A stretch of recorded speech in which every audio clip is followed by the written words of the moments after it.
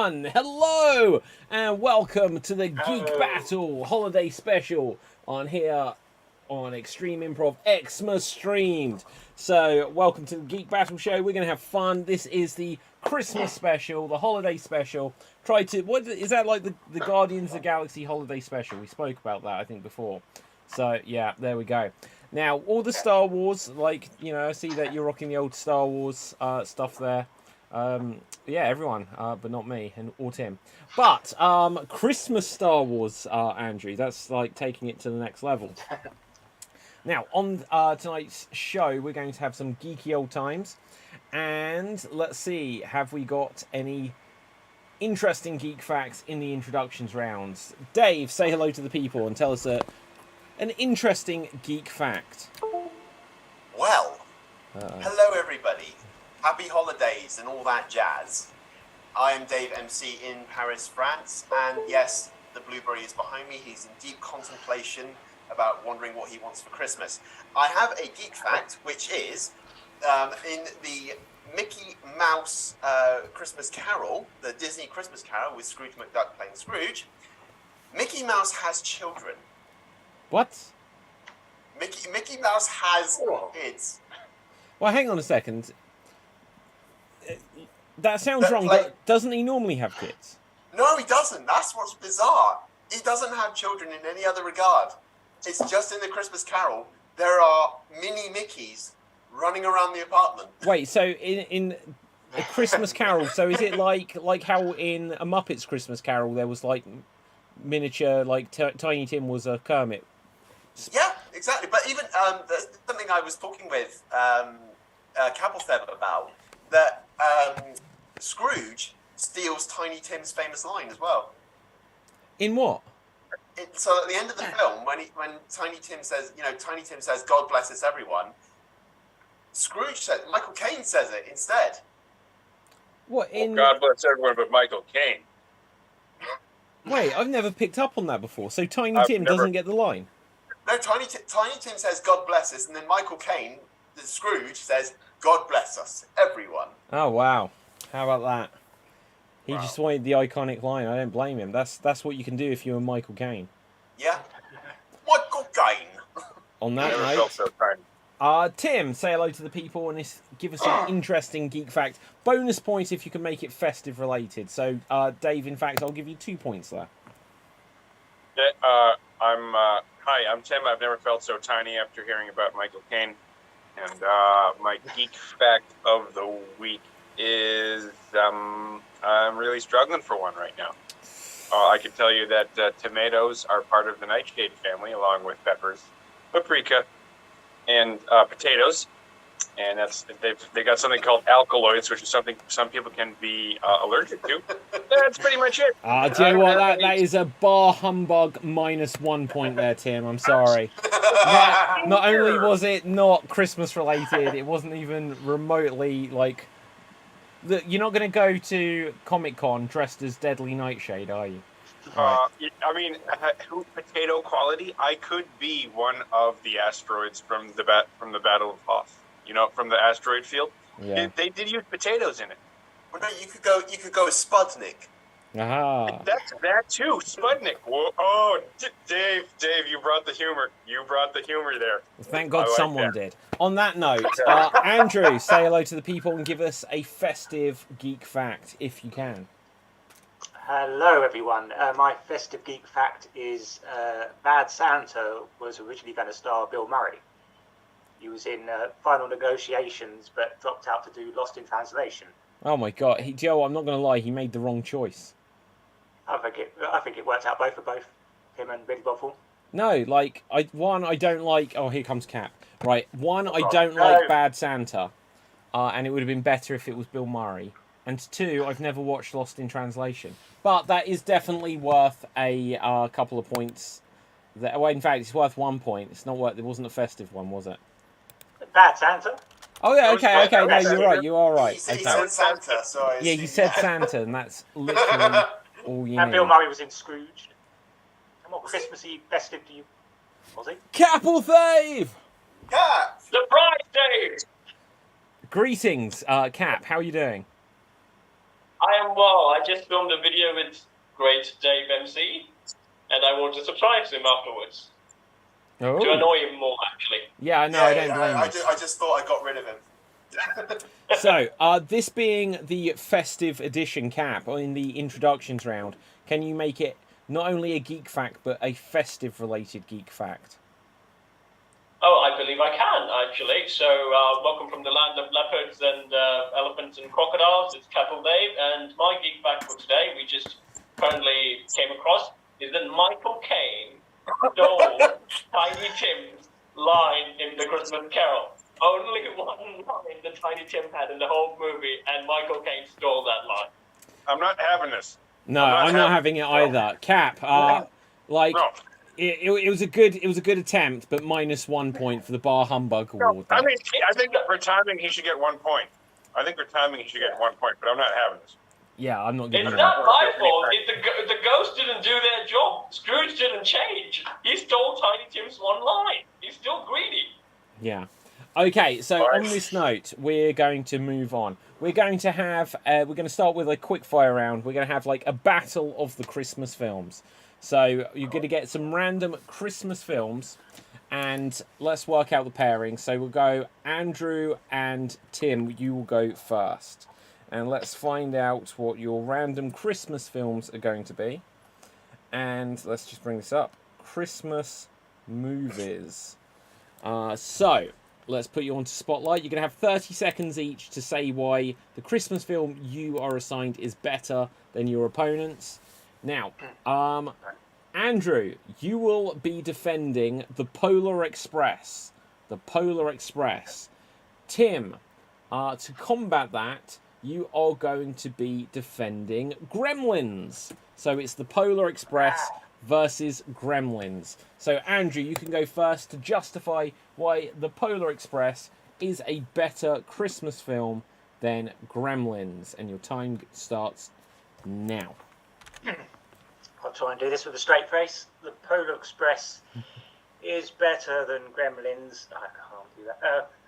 Polar Express is better than Gremlins because that took some doing to get out of my mouth.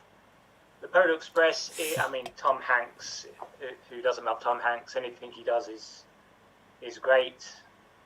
I haven't seen the Polar Express for a long time. Robert Zemeckis. And that is time. That is time. Well done there, Andrew. Now, Tim, why is Gremlins a better Christmas film than The Polar Express? Begin. Well, while my colleague gave a very impassioned argument on Tom Hanks, I disagree because only Tom Hanks' voice is on there, and with Gremlins you have live-action furry animals that are presenting a threat to the Christmas-related celebrations. I think with a good movie, you want conflict, and that is where the Gremlins shows up. Whereas the Polar Express is just a light icebreaker, but Christmas-sized. I think that's what the movie is called with Chris Evans. That's a TV show after. But and anyways, that is time. That is time. Well done. So the question is that we will put to the rest of our panel is who made the better argument, Dave and Capelthave? Cap, what do you think? The question is, David, in this Christmas season, it's not who put up the better argument. So it's about season of giving and all that. So I'm going to give it to both of them. Wow. That didn't get us anywhere. Right, Dave, who do you think? Well, I'm going to be a Grinch in this regard and say that nobody deserves points. What? But because I have to give points, otherwise the show can't go forward, I suppose I'll have to give it to the one that gave the best fact. Tom Hanks. Which was Timothy. Okay, great. Now, I'm struck. My light has just fallen down. So this is just not going as quite as I'd planned. That will do. Is that your halo? It was my halo. Yeah, do you know what? It turns out I am the Christmas angel. But now, who did you give it to? Tim. So Tim, you get a point. Well done. Now, I'm 0 points now. I'll be honest. I think Tim gave a slightly better argument because he actually said full sentences. But of the two, how can you say that the Polar Express isn't a better Christmas film? It's not about which is a better film. But you know, there you go. Anyway, No, Dave and Cap, let's see what we have for you guys to defend. So let's see what the first ones I spot are. So, Dave, you have The Grinch That Stole Christmas. And Cap will Wait, which version? The Jim Carrey one? Oh, it No, was it's the the Grinch. Jim Carrey one. It was the Jim Wait, Carrey. did it say The Grinch or The Grinch That Stole Christmas? It's the poster is the Jim Carrey one. Okay. Yeah, sorry about that. And let's see. Cap, could you let's see something that's remotely not ancient. Could you, or remotely comparable, The Nightmare Before Christmas. So The Grinch That Stole Christmas, Dave, and The Nightmare Before Christmas, Cap. So here we see Just Dave. to clarify, it is the Jim Carrey one. Of The Nightmare Before Christmas, yes. No, of the okay. of the Grinch. yes. Okay, so Dave, why is the Jim Carrey Grinch film better than The Nightmare Before Christmas? And you have 30 seconds. Take it away. 2 words. Jim Carrey makes that movie work absolutely perfectly. What, like a guy who can go through 8 hours of makeup to put on a performance that would in a costume that was probably so uncomfortable deserves a win. I mean, come on. I mean, yes, the Who's are terrifying. Their face is just weird. But if you can avoid that fact altogether, the story is on point. The characters are all great. The cast is all amazing.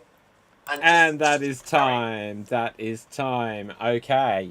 Capelthave, why is The Nightmare Before Christmas better than the Jim Carrey That Stole Christmas? Take it away. 2 words. Halloween and Christmas. The 2 best holidays in history combined together.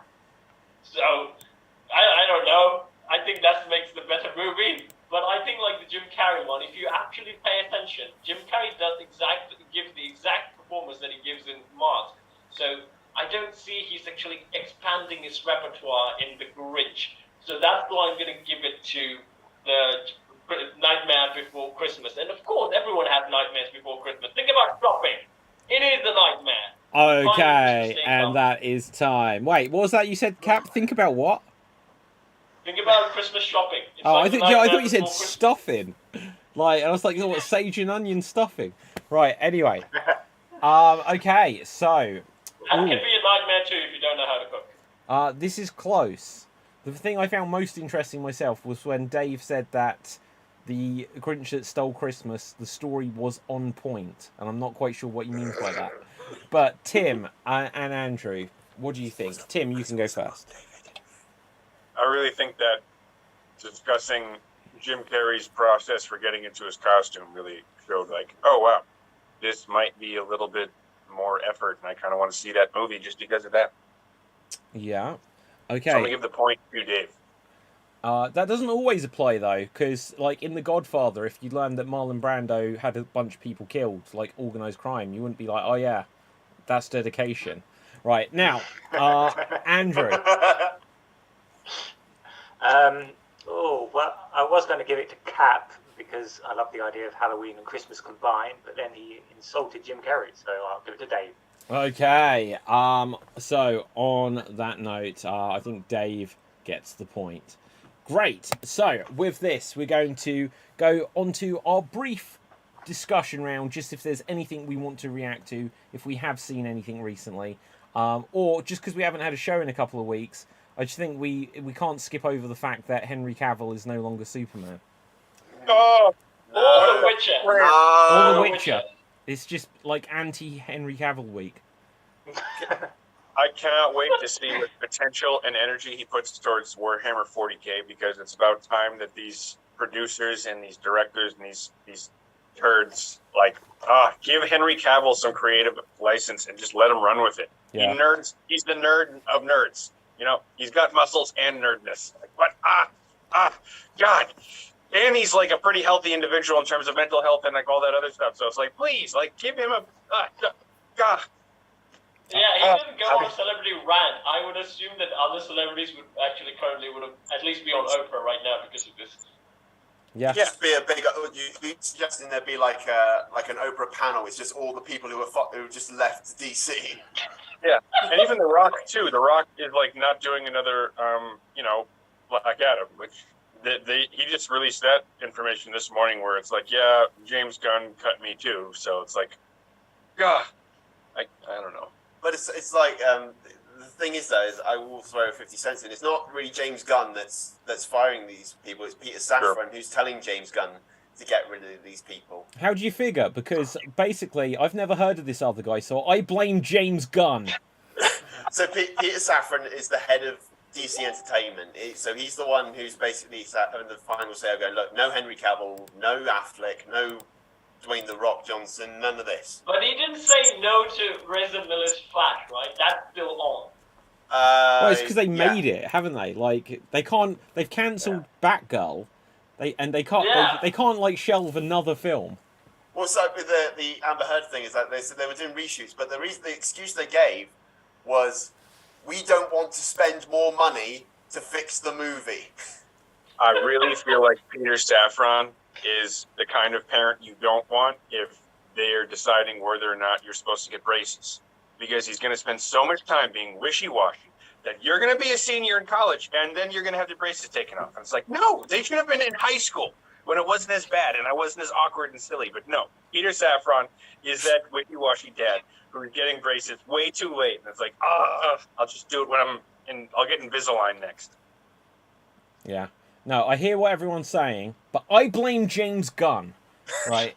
James Gunn came in, they poached him from Marvel, and literally it's like he was sent there by Kevin Feige just to finish off the competition. It's like, hey, they've got the biggest movie star in the world in The Rock. They've also got Superman, who everyone loves, and they've got Gal Gadot, who was this big deal, and let's just cut them all, Mm-hmm. Yeah, they cut off all the profitable stars. Gal Gadot is gone. Again, that's that Wonder Woman movie is one of the movies that actually did well in DC. And Henry Cavill has the huge fandom. They're like, no, we don't need the money. Yeah. They still have Ezra Miller, which to me is my god. mind-boggling. But that's just it. It's like that's why I'm blaming Peter Safran, because he's keeping the likes of Ezra Miller, who's committed crimes, and Henry Cavill, who only speaks his mind. Okay, but how much is he keeping Ezra Miller? Like, the film has been shot, right? Yes, done. Yeah, so unless they just don't show that film. Yeah, cancel it. Make a statement. No, I want to see the film. Right? They cancelled Batgirl. Yeah, I'd like to see that too. I'd still like to see. Look, we all know Bring that back and then shut down the Flash movie. Make a statement about what's not allowed in Hollywood.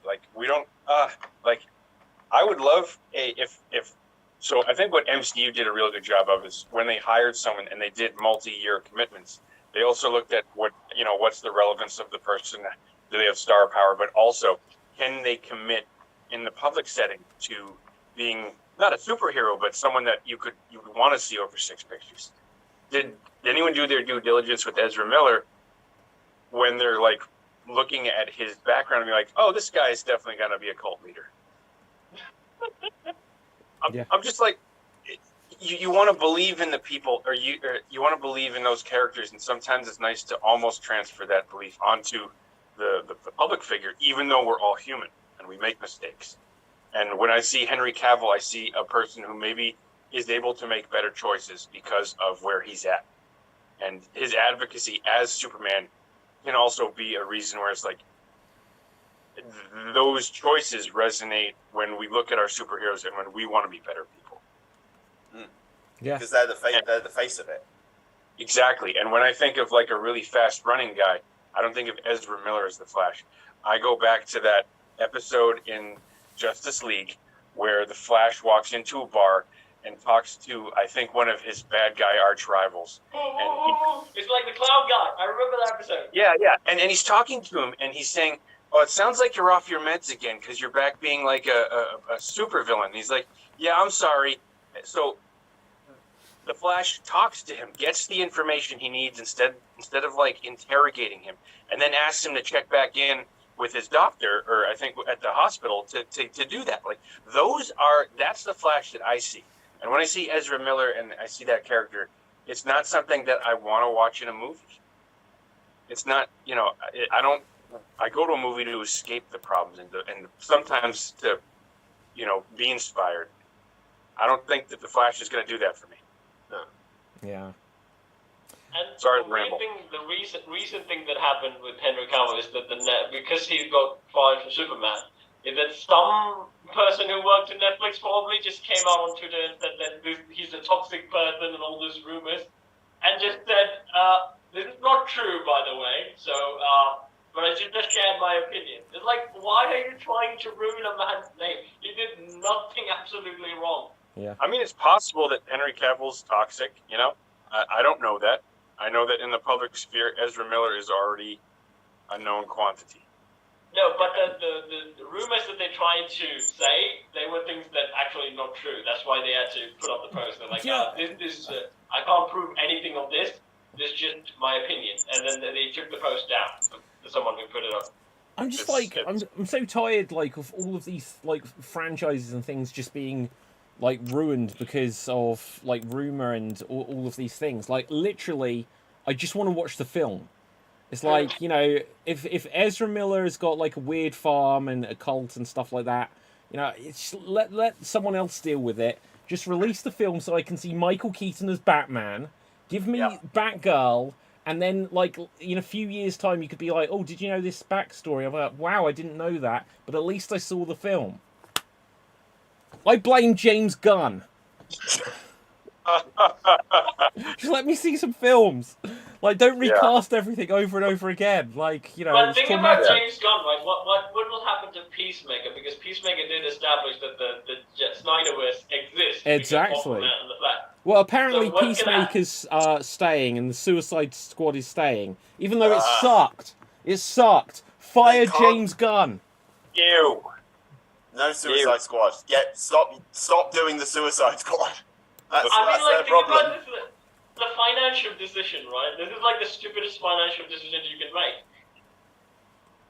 So, I wonder if Peter Safran, when he changes his socks, is that when he's thinking about recasting and rebooting movie franchises?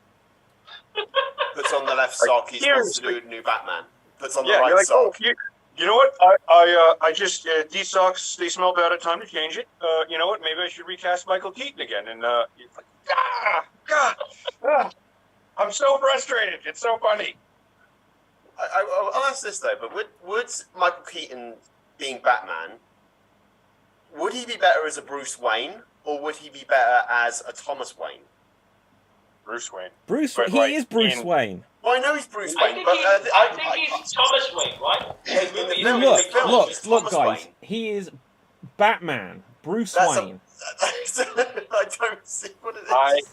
I think he should be Batman Beyond. He should be the Bruce Wayne in that.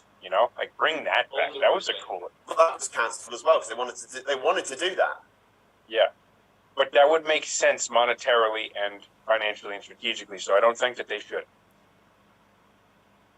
All right, Peter Safran? Yeah, no, whoever this Peter Safran is, I'm going to do some research, and then, he should be sacked too. But James Gunn, I'm not using my food anymore. What did James Gunn do that was ever any good? Guardians of the Galaxy. Yeah, look, that's not the point.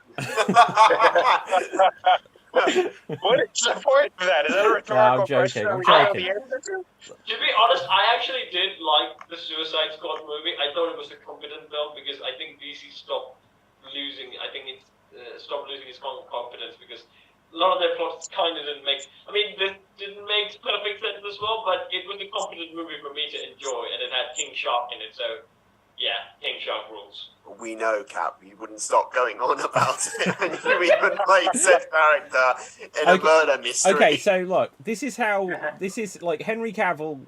Okay, so actually, a couple of points. So, one, the cowardly James Gunn. What he keeps doing is he's like, I've spoken to Henry Cavill, and it's he doesn't work into this phase of things. And then with The Rock, he's like, The Rock's come out saying, it doesn't work into this chapter. But we spoke about possibilities for the future. What possibilities for the future? You know, it's like you're going to bring back Henry Cavill in 10 years' time. You're going to bring back 60-year-old Rock to do Black Adam too. It's like, no. I don't think they can. I don't think they can. I think Henry Cavill Superman is done. I think Black Adam is probably done. I'm not sure about the Shazam movie, but that should be I'm done. guessing.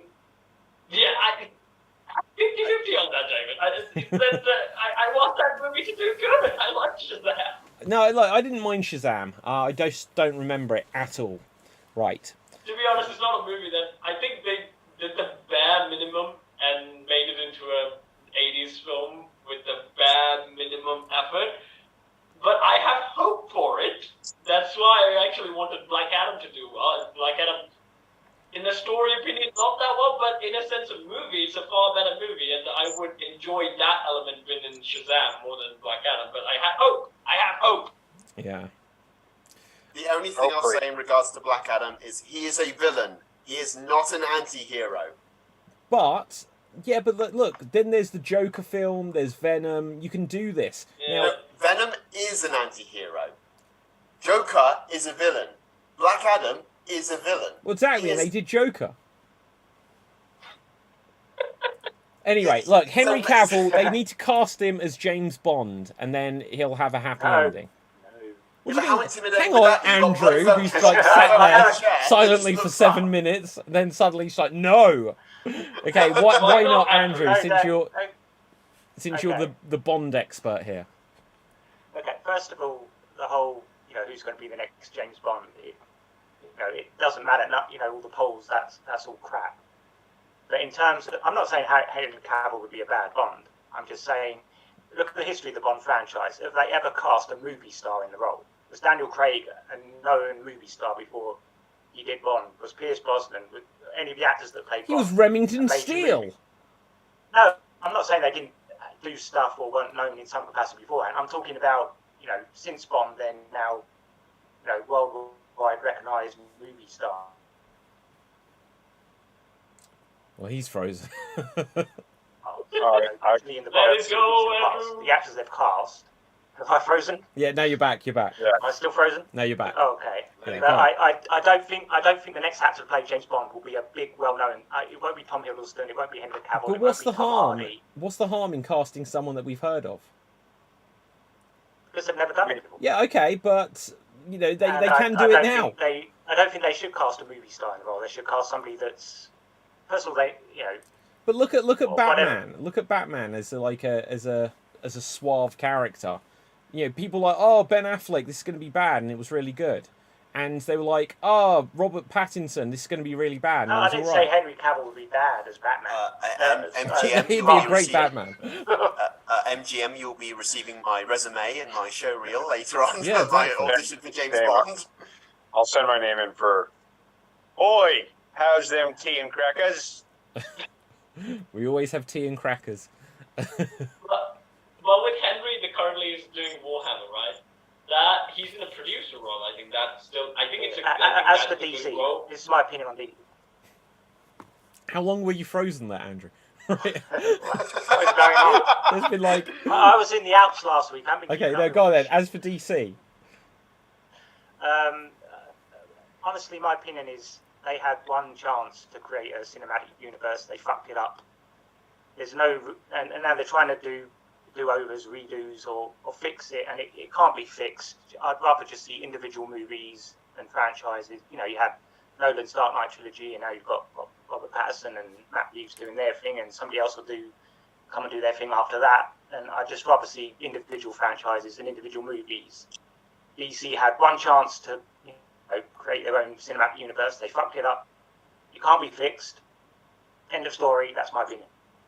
But to be honest, I don't actually want to see another Superman origin movie. God, I don't want to see that spaceship land again and just go through that entire thing again. Please don't. I mean, I'll say this, is I think DC's problem, and this is something that the Dark Universe had as well, they're trying to throw so much in so quickly. Like, they had, the Wonder Woman movie and the Man of Steel movie, but then they went straight into, Batman v Superman. So I think that was really sort of the same time as Civil War. It's like, Yeah, they were Batman like... v Superman should be like a finale or it should be in the middle. Well, if you remember, Batman v Superman came out before Wonder Woman. It introduced Wonder Woman. Yeah, and as I said, they're trying to introduce too much too quickly instead of letting us establish the characters. You know, we had Henry Cavill beforehand, so we had Superman before, so we got to know this version of Superman. But then next thing you know, he's thrown in with Batman, and then there's Wonder Woman, and then there's Lex Luthor, and then there's Doomsday, and then there's so many. Ooh, Lex Luthor. So much thrown in. They're throwing all their eggs in the basket at once, and you know they're trying to play catch up with Marvel, and it's just not. It's never going to work. Even like I said, when Universal tried to do the Dark Universe with the Mummy movie and the Dracula movie, the Dracula movie was good. Did they actually release the Dracula movie? Yeah. I thought literally after Tom Cruise's The Mummy, they folded the whole thing. No, that was it. Dracula Untold was the beginning of the Dark Universe. What? That's a good movie. It's supposed to be, yeah. Yeah, and then when they had the Mummy, and they had here's some knights putting some things in. Oh, here's Dr. Jekyll, and here's the Mummy, and here's this guy, and it's like you're throwing too much at us at once. You can't rely on the audience to keep up that quickly. I don't even remember this film. Jesus. And then there was that famous picture, you had Tom Cruise, and then you had, I think it was Johnny Depp was going to be an Invisible Man. Yeah. I think Harvey Weinstein, Bardem what? was going to be Wolfman. Not Harvey Weinstein. Yeah, that's Harvey what it sounded like you were saying. Javier Bardem. All right. I think it was going to be Wolfman or...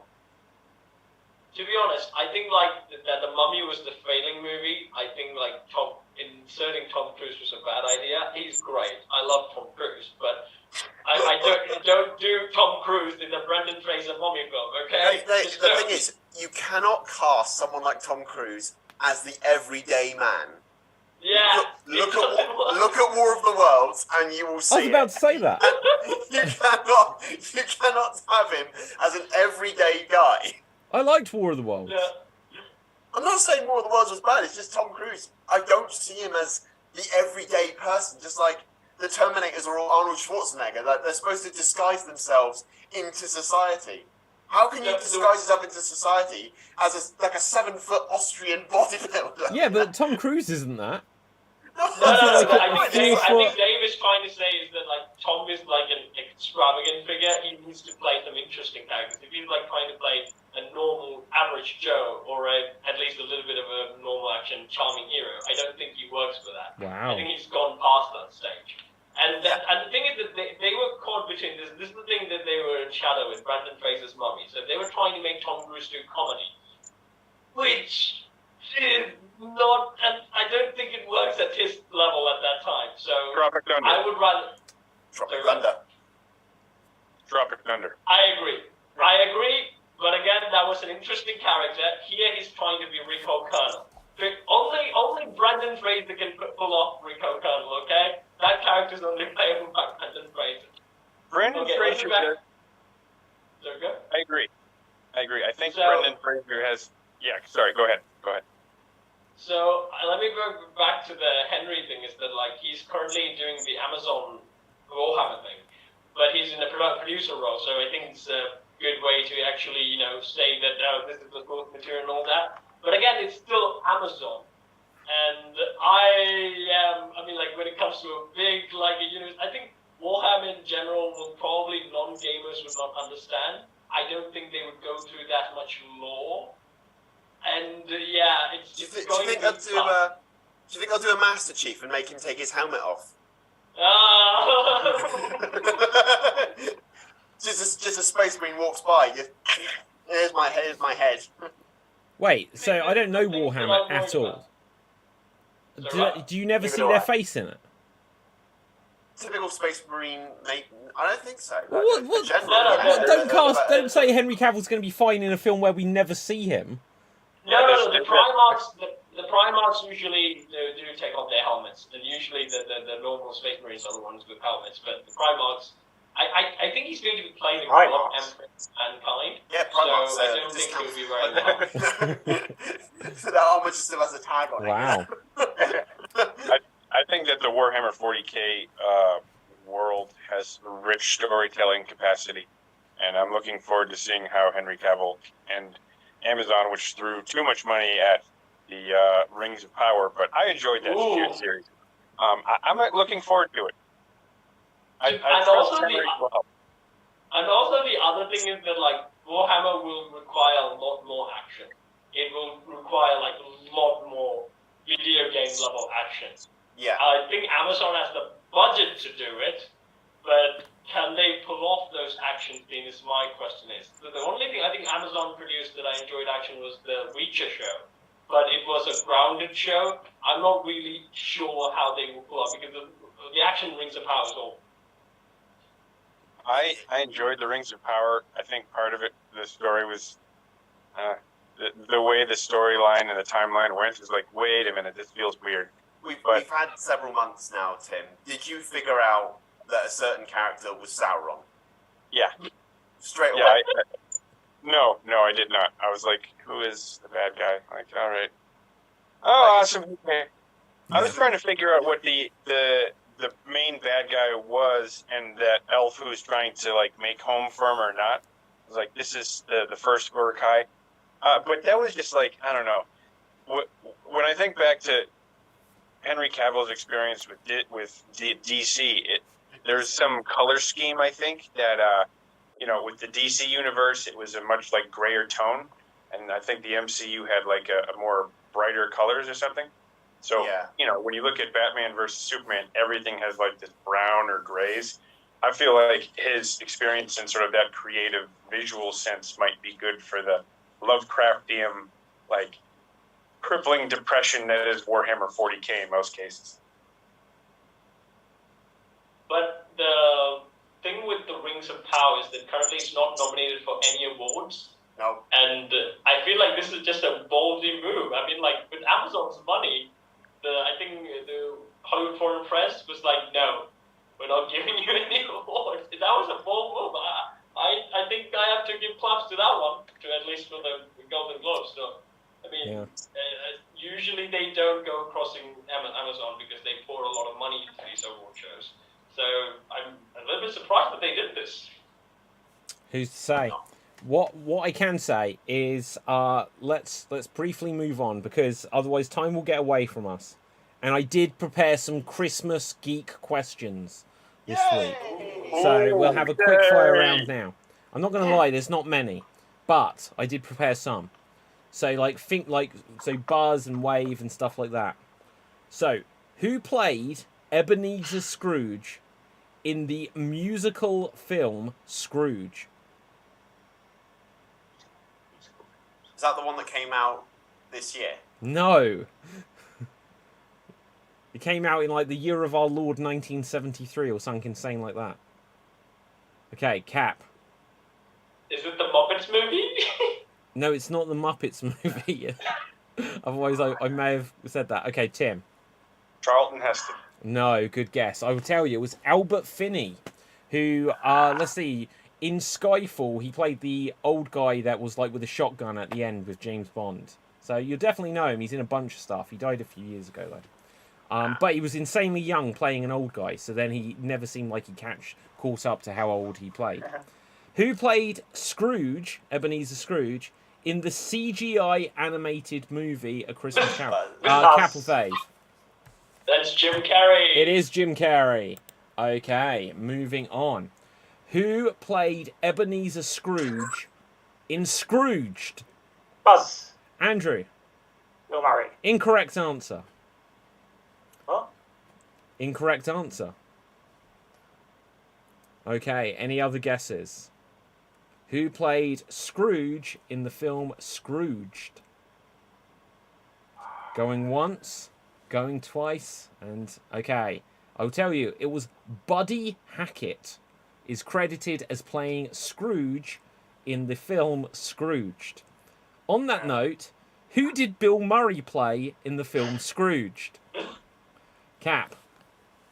Scrooge? No! What? No! That was literally the wrong answer a moment ago.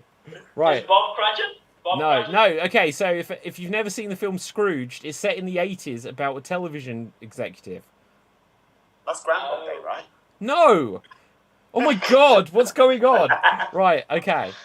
I will tell you, the answer is Frank Cross. I thought someone might know that one. That's who he plays. His character is Frank Cross. Frank Cross is a TV executive who is putting on a live Christmas Day television film of Scrooge, in which someone else plays Scrooge, and then what happened to Scrooge happens to him. Oh. How does no one know the film Scrooged? Right, anyway. No, I remember now. I haven't seen it in a while. Oh my God, you need to watch it. It's so good. Okay. David, for me, it's just all Hallmark Christmas movies right now. Well, there you go. It has to be. Yeah. Don't take Okay, this out, Tim. My wife is nearby. Which classic Christmas movie is about a man attempting to leave the town he lives in unsuccessfully several times throughout his life? Dave. Groundhog Day, Bill No. Murray, and all that jazz. No. Right, Andrew. It's a Wonderful Life. It is A Wonderful Life. It's A Wonderful Murray. Life is the correct answer. What? Gotta see the world, Mary. Yeah, absolutely. Okay, which professional wrestler played Santa Claus in the movie Santa's Sleigh? Cap. Wait, Big Show? No, not the Big Oh, Show. Buzz. Dave. is that Goldberg? It is Bill Goldberg is the correct answer. Oh my God! Point Really? there for you, Dave. Yeah. Yeah. Okay, so moving on. I only saw that once, and it was the funniest. You should thing go I've to the ever Slam Jam show It's right Okay. now. the funniest movie I've ever seen. Moving on. Name 2 Nicolas Cage Christmas films. Name 2 Buzz. Nicolas Cage. In fact, I'll give a point for each one. Andrew. Christmas films. Okay. The Family Man. Yes. I'll give you a point for that if anyone else has got the other point, or Andrew if you do. What's the other one? Christmas. Oh, I It don't has know. to be in an animated Buzz. movie. Oh, Dave. Ghost Rider versus Santa. No, it's not the correct answer. It's not the correct answer. Can anyone else name it? The Winter Man. Okay, in fact, one second. Christmas. I'm going to just fact check something. No, it's not the Weatherman. Were you about to say the Wicker Man? No, the Weatherman. But that's not. I was going to say that. I remember that scene where he wore the bear suit and the Santa hat as he was burnt alive. Okay, there are 2 more answers that I'm looking for. Okay, I Tim. think Face Off. No. Okay, I will give you the Is answers. one of those movies an animated movie? It is, yes. Oh, Oh my God! I must know it's this. Oh, you guys going to kick yourselves. Is it a Disney film? I don't know. It's definitely not a Disney film. Oh. 5, 4, 3, 2, Yeah. 1. No, that's not it. So the animated film was Christmas Carol the movie.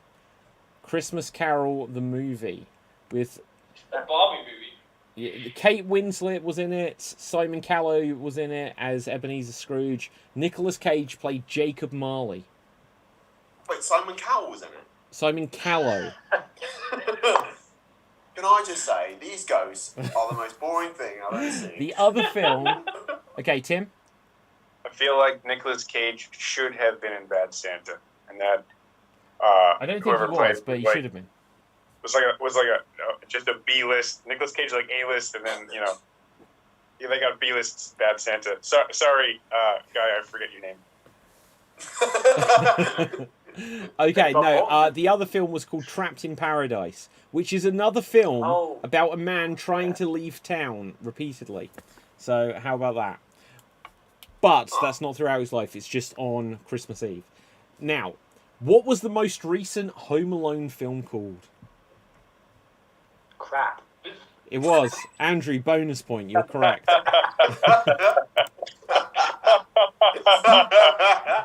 Okay, does anyone know? It's not crap. Is it Home Alone 5? It is Home Alone 5, I believe. But that is not the answer I'm looking for. Is it the Book of Saw? No, I will tell you. It was Home Sweet Home Alone. Oh yeah. Speaking of the Home Alone franchise, what is Oh, the main boy. character's name? Cap? Kevin McAllister. I'll give you the point, but you didn't say it in the tone I expected you to. Kevin! There we go. Right. Also, let's have a look. What is the name of the mean brother in the Home Alone franchise? Is the correct answer. Right, so... Buzz, isn't it? Yeah, Buzz. Yeah, I was hoping someone would buzz. Oh, he's gone. Joking. Right. No, it's Yeah, Buzz. it's Buzz. Yeah. Okay, It's Buzz, your girlfriend. Ugh. what is the name of the character what is the name of the character who is an elf played by Will Ferrell? Buzz. Dave Buddy. is the correct answer. Speaking of Christmas movie elves, what film featured an elf called Patch that was played by Dudley Moore?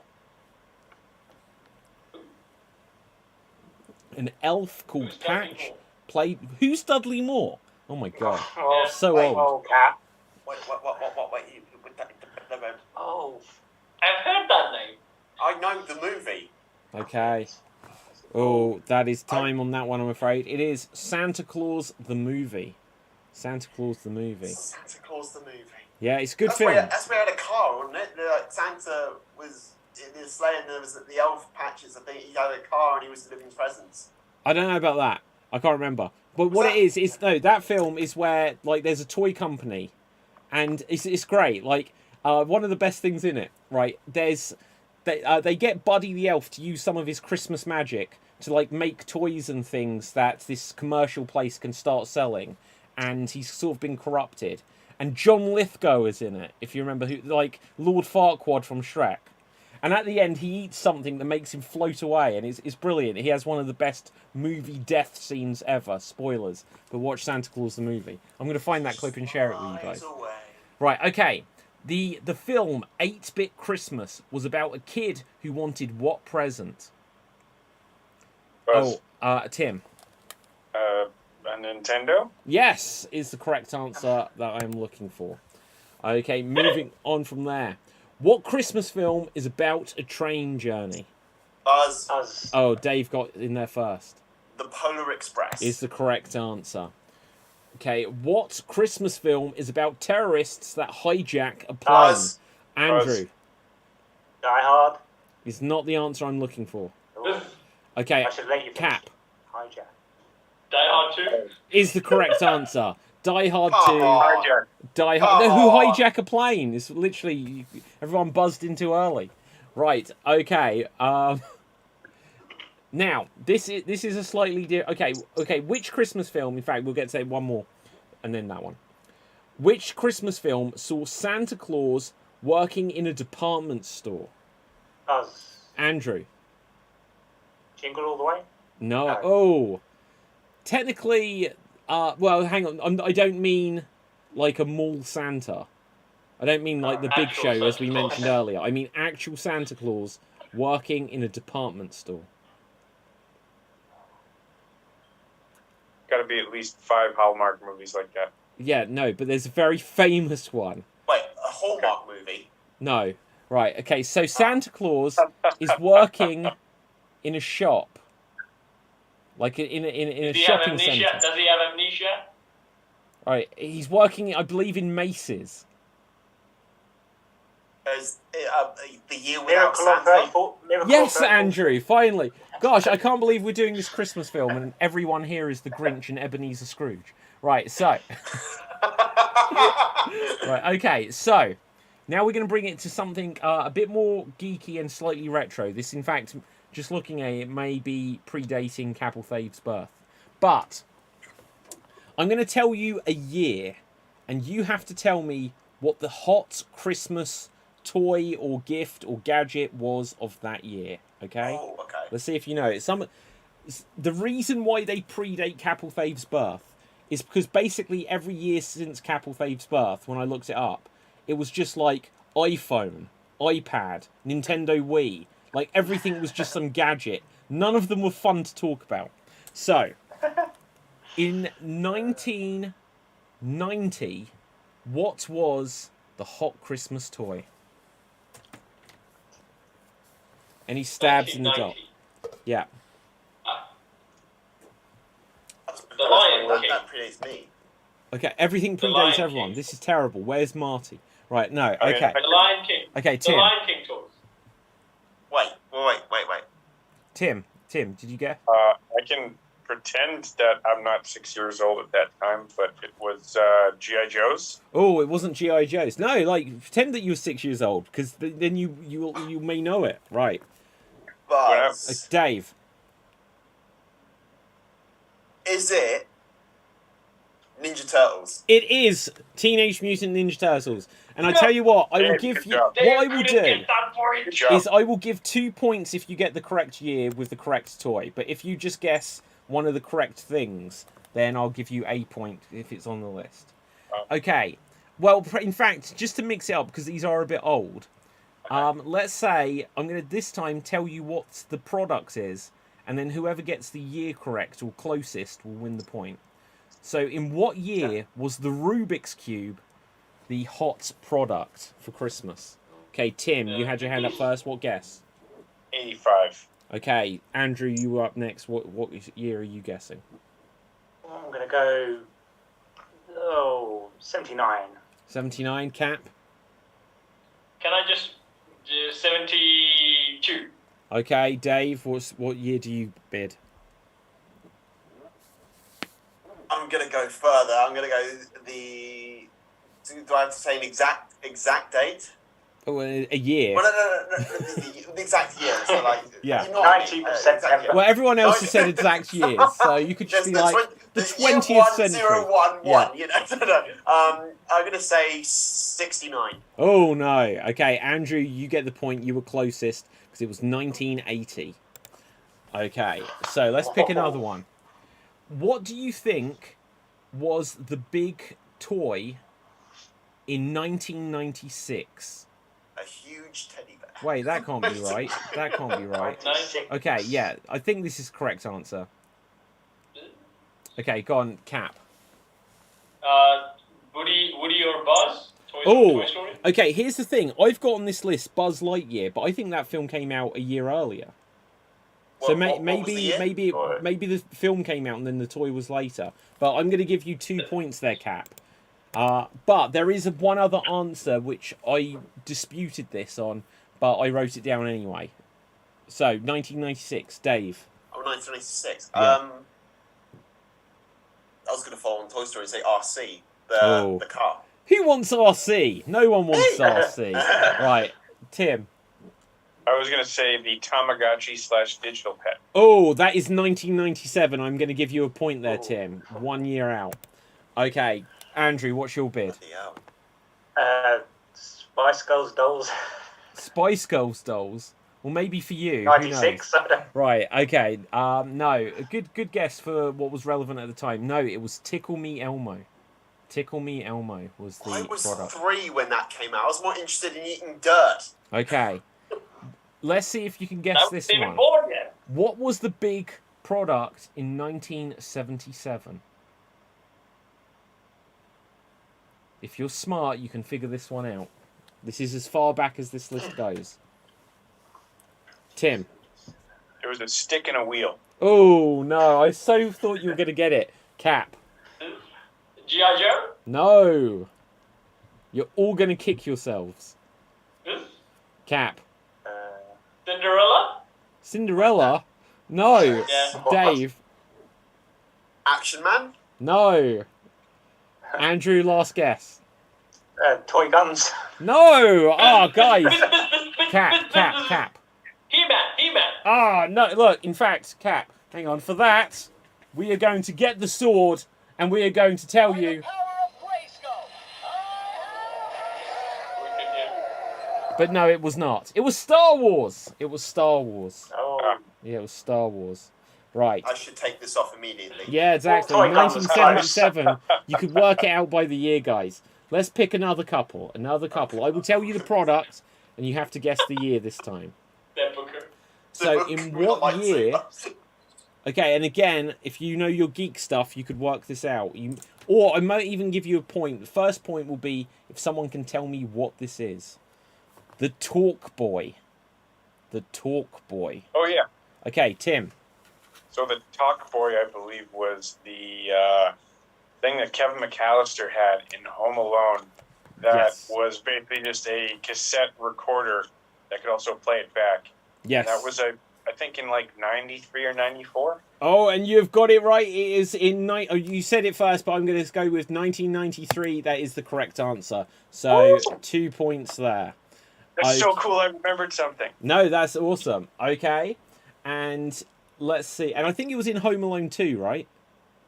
No, Home Alone 1. 2, he had a Polaroid. No, it was definitely Home Alone 2. No, in 1 he had a... Oh, yes. I think he had both. Yeah, okay. Yeah. I need to watch these movies. Oh my god, yeah. Like Home Alone 2, what a film. Right, okay, and let's choose one more. Donald Trump's in it. Sorry? I didn't hear. Is that Bill Murray? Okay. Donald Trump's in Home Alone. Or Ben Stiller? There are 2 answers available for this, and then I will give one more like thing where I tell you what it is. But what do you think was the big holiday product in 1988? Cap. He-Man, please. By the power of Grayskull. Afraid not. Can you even hear that when I press this? What I heard by the power of Grayskull, Yeah, and that's then. Yeah, there you go. Right, okay, so, do you know what? This was like on sale. I don't even know why I bought it, but I was like, I've got to get this. It makes sounds and everything. But, Cap. Thundercats. No. Good guess, though. Tim. G.I. Joe's. No. Okay. Andrew, do you have a guess? I do not. Okay, Dave. What was the year again? 1988. 88. Okay. Tim, I'll let you have another guess while Dave's thinking. It's the Billy Idol / Freddie Mercury tight pants collection. I wish it was, but no, afraid not. Dave, any guesses? Okay. I can only. I want to say it's an album of some sort, a music album. I No. don't Like, bloody know. when have any of these been albums? Right, Andrew, final guess on this one. I don't know, RoboCop. Good guess, but no. The 2 answers I would have accepted is the Nintendo Entertainment System or the Ghostbusters Proton Pack. So there we go. And I will give you one more product. Well, I'll give you 2 more because one's easy. The Nintendo Wii. What year, guys? What year was that the big product? What year? Nintendo Wii. 85. 85? Cap, this is in your lifetime. You idiot. Right. In my lifetime. Oh. Yeah. I'm old. I'm Well- old. Okay, Dave. In a weird way, I'm old. I want to say 2009. Is the incorrect answer. I'm Tim. going to go with Oh. Nintendo Wii. In 2012. This is your generation, Cap. Right, okay, Tim. I'm a PC gamer, David. I think it was closer to 2004. It's not the answer. Andrew. Okay. I'm going to go 2006. Is the correct answer. Point there, Andrew. Okay, so the last one, I will give you the name of the product. You have to tell me the year. So in what year was the Furby a big deal? If anyone remembers that. Never. Never. Okay. Tim. 2004. No. Did it in my lifetime, David? What year were you born? 1997. Yes, it was.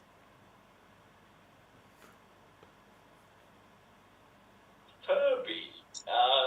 Is it like an offshoot of Kirby? No. Right, it was like a Tamagotchi, but like actual, not digital. What was the question again, David?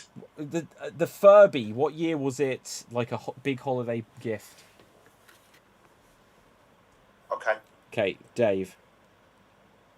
1998. Is the correct answer. Is the correct answer Wow. there, Dave. Well done. Just Googled it in time. So. Right. Okay, now. With that brings us to the end of that section of the quiz. Just with the amount of time we've got left, let's do a communal guessing game. So we'll go around. You have 20 questions. You'll work together, and I will think of something Christmas related, which is in some way geek related. I don't think I'll specify it much more than that. But you have to work out what it is I am thinking of. Something Christmas / geek related, and you have to work out what it is I'm thinking of. So, Andrew, you get to ask me the first yes or no question. Is it a movie? Yes, it is. Dave. Is it a Christmas movie? Yes, it is. Cap. Does it have lightsabers? No, it does not. We'll come back to Andrew, but Tim, if you re-emerge, then we'll come back to you. Oh, Tim? I'm back. Oh, it's the does the ghost of does Christmas, Tim. Right. Sorry. Does it have Arnold Schwarzenegger in it? It does not, no. That's 4 questions. Andrew, it's your question. Has this movie been mentioned on this show so far? Oh, let's have a think.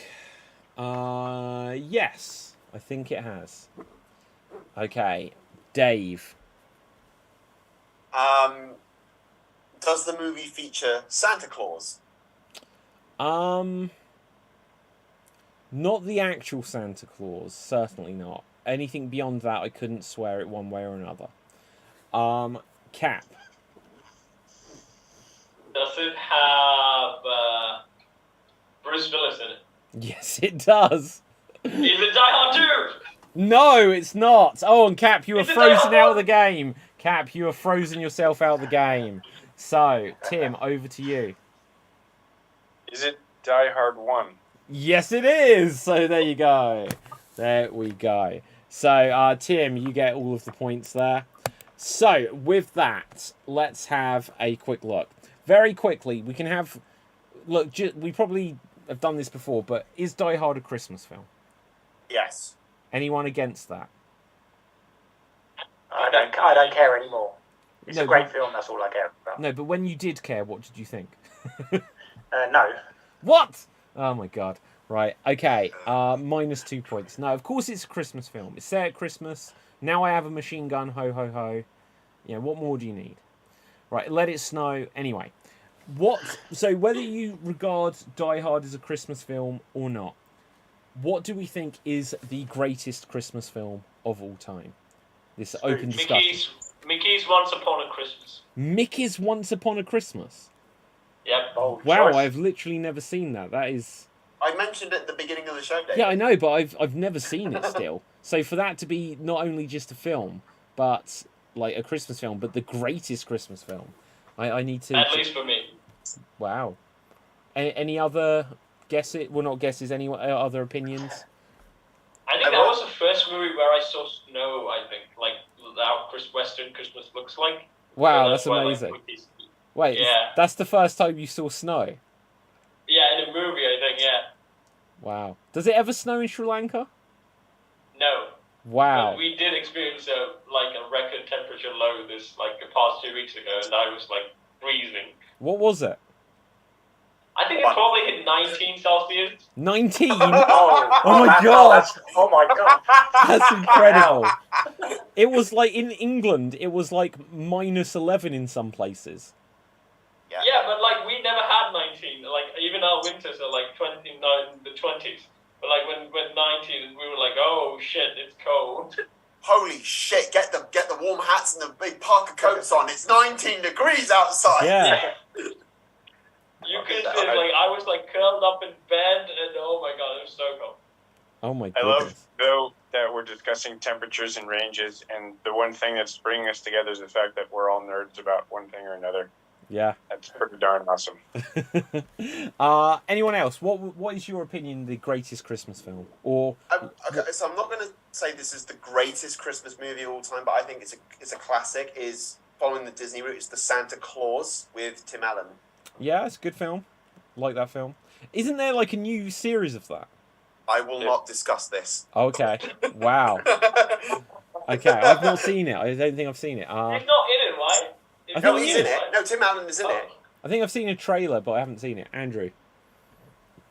Again, I'm not saying it's the greatest Christmas movie. It's just my personal favourite, Scrooged.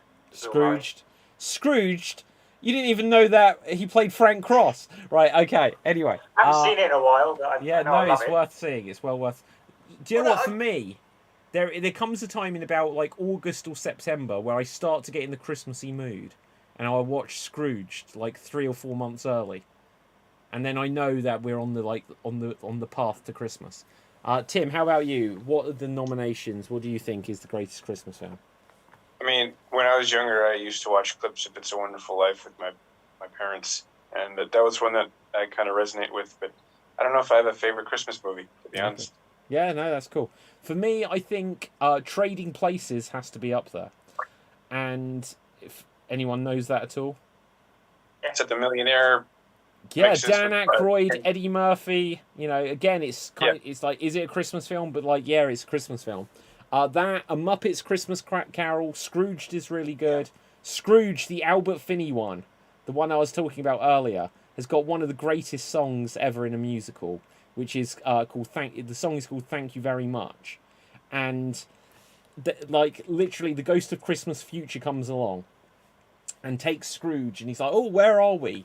And this guy comes out, and he's like, you know, we're all here to say thank you very much to Ebenezer Scrooge. And they start thinking, thank you very much, thank you very much. And what they're thanking him for is the fact that he's dead. Scrooge is dead. And Scrooge doesn't realise. And he's like, oh, thank you, everyone. Thank you, like this.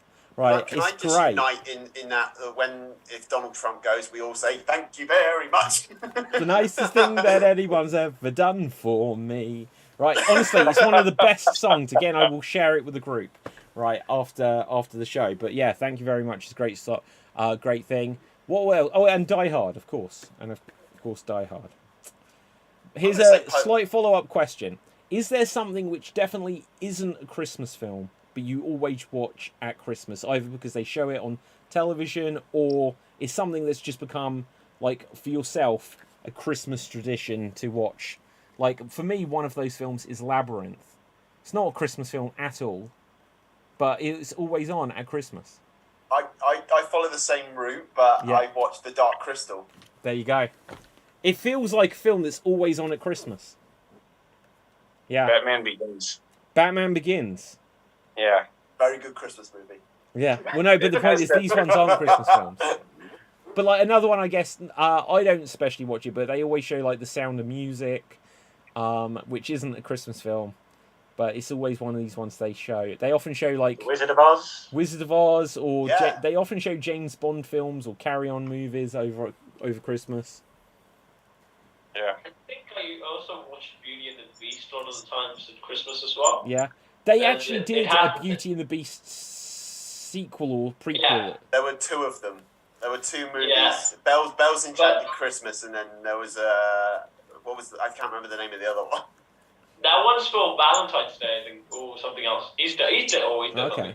Okay, here's a question. Is Frozen a Christmas movie? No. Whoa.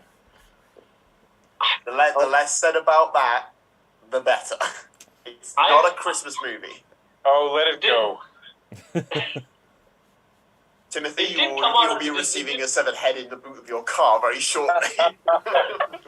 Okay. It did come out in December. And I did watch Frozen on Christmas, and I think on TV they do play for Frozen on December. Yeah. I have to listen to it every day at work. I don't want to talk about this here. Well, then let's not. And on that note, guys, let's have a look. At the score, it is very close. With 9 points, today's winner and Geek of the Week Christmas Holiday Special Edition is Dave. Well done. Nice very job, close. 1 point beyond Andrew, so very close there as well. So, congratulations there. Let's find out where we can find everyone on social media, but let's make it our outro with our recommendations. So if there is something you think people should watch or play or read over the Christmas period, what is that? Capital Fave. Ooh, I certainly do recommend Mickey's Once Upon a Christmas and also Twice Upon a Christmas, and also a Looney Tunes Christmas Carol, which is named as Bar Hum Duck. So check that one out, which Daffy's as Scrooge, and you can find me on Shorties where I sing, I dance, I work with puppets, quite recently, I might add, and you might see that blue thing behind Dave appearing in Swansea as well. So stay tuned. Awesome, thank you, Cap. Andrew, where can people find you, and what is your Christmas recommendation? I have no public social media. My Christmas recommendation. Well, My you know, you recommend my recommendation. Yeah. My recommendation is something old, not something new. Something borrowed. Is it blue? The last few months, I've been watching Third Rock from the Sun, which came out back in the 90s. So it's fantastic if you haven't seen it, or you watched it way back when. Definitely. Yeah. My favourite thing, just to share this, in Third Rock from the Lithgow Sun. is in it. Yeah, John Lithgow is in it, of course, and then the big giant head, or the great giant head, is played by William Shatner. And there's a bit where he comes off a plane, and he's like, "There was something on the side of the plane," and then John Lithgow goes, "The same thing happened to me," because they both played that thing in that part in the Twilight Zone. I love that they put in that reference. Okay, Tim, what is your recommendation? Where can the people find you? So you can find me on IG at Timothy Killilea, TimothyKillilea. That's probably where I'm going to be right now. You'll find me various improv and comedy venues in Boston, and I think I'll be in Barcelona late January. Also, what I recommend is the 8th viewing of Tenet, because you can always pick up more from that movie each time I watch it, so I enjoy it. Plus, David Washington. I heart David Washington. I would love to be the protagonist at some point. The way the intro where he just like does the side eye and then clicks the gun and the bullet comes out and he catches it. Like, yeah, that's that is a smooth move. Awesome. My name is David Psansky. You can find me on Facebook, Instagram, and Twitter at David Psansky. Now, the big thing I'll say for anyone watching is that I'm trying to get Extreme Improv's YouTube channel, Extreme Improv. So youtube.com/Extreme Improv to 1,000 subscribers, and it's at like it's at 898 or something. So I've got 102 to go. I'm trying to get myself there by the end of the year. It ain't gonna happen, but if you can go over to youtube.com/Extreme Improv and smash that red subscribe button, or if you've already done it, ask someone else to, because I'm trying to get this up to 1,000, so it's monetized, so that it gets shared out and recommended by YouTube, and more people will be able to see these shows. Dave, where can the people find you? You could find me here on Extreme Improv, on Geek Battle and Extreme Improv itself. You can check me out on SWAT D's latest video with Myrty Blueberry, and check out his Instagram at Myrty Blueberry. I have nothing really to promote at this point. I'm currently doing a lot of things in the works. My Christmas recommendations would be check out, the Santa Claus, the Polar Express, but I'll throw in a Doctor Who thing. Check out on Big Finish's audio stories, Doctor of War Unbound, where Colin Baker plays the War Doctor. Ooh, okay, very exciting. So with that, I don't know if I gave a recommendation. Watch Die Hard. Right, from me, from everyone else, stay safe, always stay extremes, live long and prosper, and ciao for now.